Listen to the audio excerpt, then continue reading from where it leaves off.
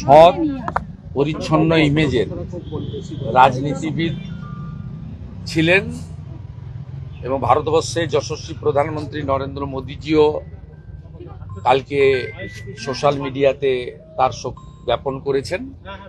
শুধু পশ্চিমবঙ্গ নয়, গোটা ভারতবর্ষ জুড়েই এই মহান মানুষটির প্রতি শ্রদ্ধা জ্ঞাপন হচ্ছে এবং তিনি পশ্চিমবঙ্গের একজন রাজনীতিবিদ এবং সংসদীয় গণতন্ত্রের অন্যতম শরিক হিসেবে তার ভূমিকা রেখে গেছেন।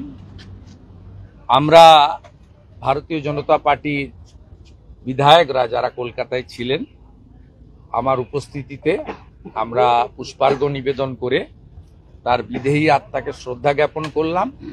সাথে সাথে তার পার্টির যারা সহযোগী কমরেড, প্রাক্তন বিরোধী দলনেতা প্রাক্তন মন্ত্রী ডাক্তার সূর্যকান্ত মিশ্র, ডক্টর সুজন চক্রবর্তী দেবী এবং ওনার কন্যা, তার সঙ্গেও আমি দেখা করে নমস্কার জানিয়ে এই পরিস্থিতিতে তাদের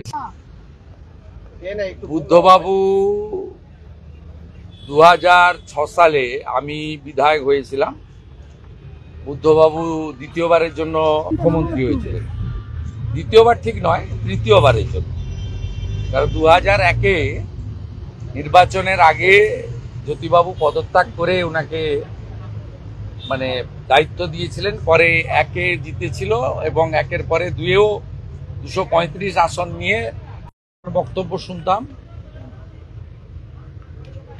এবং আত্মসহায়ক ধরিয়ে দিতেন। আমার সঙ্গে অনেকবার টেলিফোনেও কথা বলেছেন বিষয় অ্যাজ এ মুখ্যমন্ত্রী, অ্যাজ এ বিধানসভায় হতো। কিন্তু আমার সঙ্গে কথা উনার রয়েছে প্রথম 2007 সালের 12ই মার্চ রাজ্যপালের ভাষণের উপরে বক্তৃতা ছিল এবং আমার বক্তব্য শেষ হওয়ার পরে মাননীয় বুদ্ধদেব বাবু আমাকে হাত বিছে ডেকেছিলেন, হাত দিয়ে। এবং অনারেবল স্পিকার তখন ছিলেন প্রয়াত হাসিম আব্দুল হালিম। তিনি আমাকে মার্শালকে পাঠিয়ে বললেন, মাননীয় মুখ্যমন্ত্রী আপনার সঙ্গে কথা বলতে চান। তা আমি অধ্যক্ষ মহোদয়ের পিছন দিয়ে গিয়ে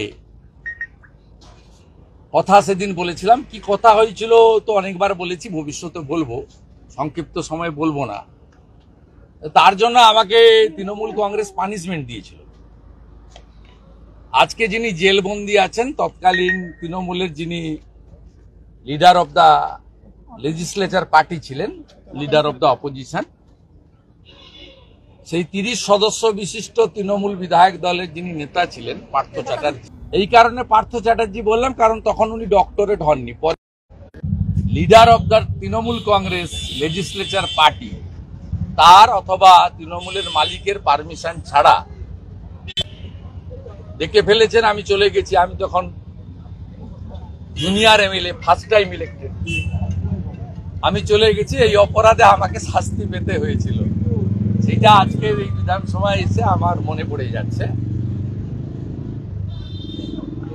তাই বুদ্ধবাবুর বিদেহী আত্মা অমরত্ব পাক এবং তিনি পশ্চিমবাংলার তার রাজনৈতিক নীতির বিরোধী আমরা ছিলাম, আছি, ভবিষ্যতেও থাকবো। কারণ কমিউনিস্ট পার্টির নীতির সঙ্গে ভারতীয় জনতা পার্টি বা জাতীয়তাবাদী দলের নীতির আদর্শের সঙ্গে কখনোই মেলে না। তাই ব্যক্তি বুদ্ধদেব ভট্টাচার্য, তার সততা, নিষ্ঠা, তার সহজ সরল অতি সাধারণ জীবনযাপন আজকের দিনের রাজনীতিবিদদের কাছে একটা বড় ব্যতিক্রমী দৃষ্টান্ত বলে আমি